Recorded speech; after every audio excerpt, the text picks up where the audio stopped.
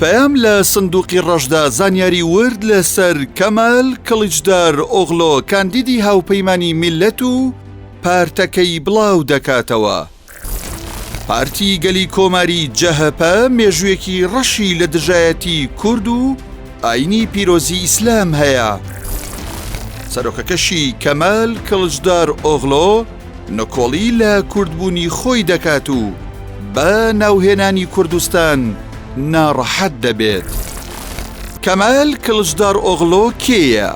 لە ساڵی 1948 لە بنەماڵەیەکی کوردی عەلەوی لەدایک بووە، بەڵام نکۆڵی لە کوردبوونی خۆی دەکات و دەڵێت تورکم.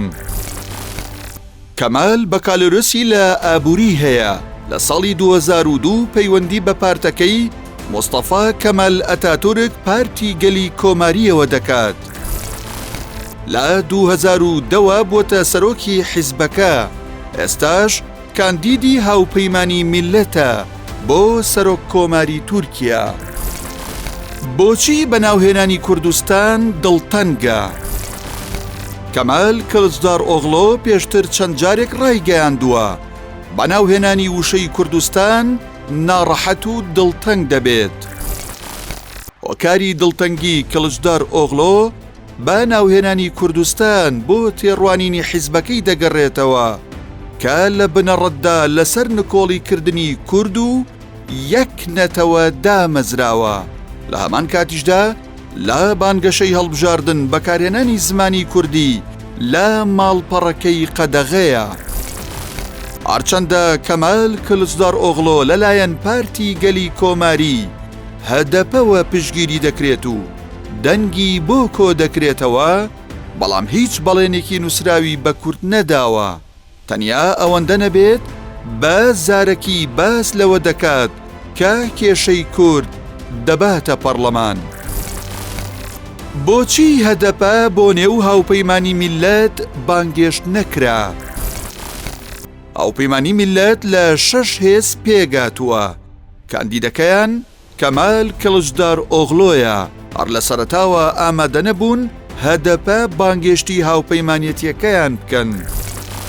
لەو بارەیەوە مەڕاڵ ئاکشنەر سەرۆکی پارتی باش ئاماژەی بەوە داوە هەدەپە بێتە نێو مێزی 6 ئەوان دەکشێنەوە.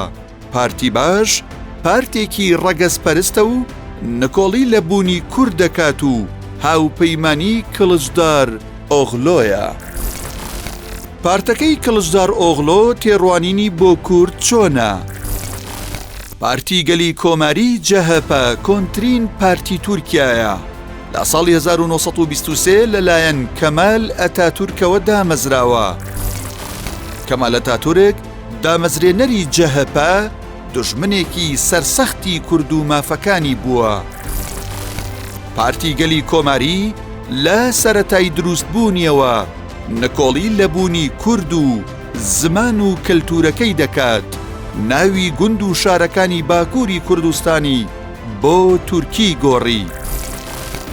لەژێر سای حکمی پارتەکەی ئەتاتورکدا شێخ سەعیدی پیران لە ساڵی 1925 لە سێدارەدرا کە داوای مافە سەرەتاییەکانی کوردی دەکرد. دواتریش هەر شۆڕش و جوڵانەوەیەکی کوردی سەری هەڵدا بێت سەرکوت کراوە. لە ئێستەشدا پارتی گەلی کۆماری دوای 100 ساڵ لە دامەزراندنی هیچ بەڵێن و پرۆژەیەکی بنەڕەتی بۆ چارەسەری کێشەی کورد لە تورکیا نییە. پارتی گەلی کۆماری و ئاینی ئیسلام. پارتی گەلی کۆماری جەهەپە بە سەرۆکایەتی کەمال کڵیجدار ئۆغڵۆ 3 گروپ لەخۆ دەگرێت: عەلمانی، چەپ، نەتەوەپەرست. کەمال ئەتاتورک کە دامەزرێنەری پارتەکەیە لە کاتی هاتنە سەردەسەڵات سیستەمی خەلافەتی عوسمانی هەڵوەشاندەوە.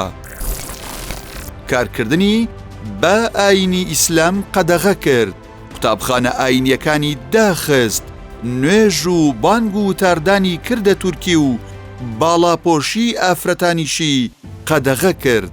ئەمەش تا دوای هاتنە سەرکاری پارتی داد و گەشەپێدان لە ساڵی 2002 بەردەوام بوو